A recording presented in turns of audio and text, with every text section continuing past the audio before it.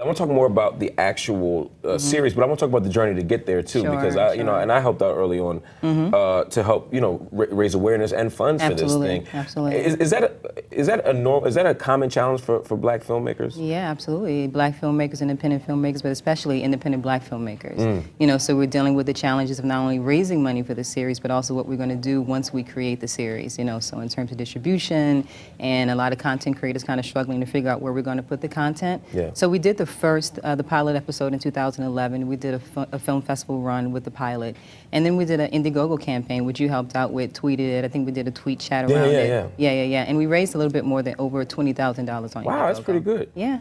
Now, how do you feel? It's sort of a side note, but how do you feel when some of the big ones like Spike Lee use the fundraising mechanisms to draw? This is your only source to do it a lot of times. Pretty much. Whereas Spike could do it through his pocket, he could do it through his friends, he could do it through. Do you have a problem when some of the big guys do it? I wasn't mad at when Spike did it, you know.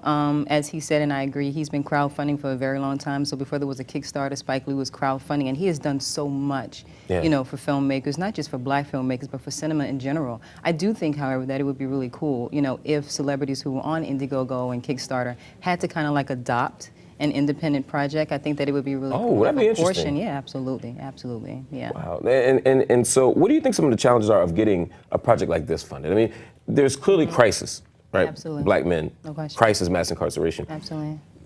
And there's interest. So why is it so often difficult for big studios to show the love that they could show? Well, I mean, you know, I think that a lot of times the studio is kind of like an arm of systemic oppression, you know, so a lot of times we're asking the people who are kind of responsible for criminalizing and demonizing Black men, Black people in general, but specifically Black men, you know, to fund these type of projects, which is why it's so important. You know, the hashtag we were using on Twitter for the Indiegogo was "It takes a village." It's very important, I think, for independent filmmakers to know that we do have a community, you know, so we can kind of reach out, you know, if it's Byron Hurd, if it's Cheo, you know, we're kind of retweeting one another's projects, just coming together as a community, raising the funds that we need and getting these projects funded on our own. You know, that's kind of our legacy as independent Black filmmakers. Ava DuVernay is doing it, and we can continue to do it.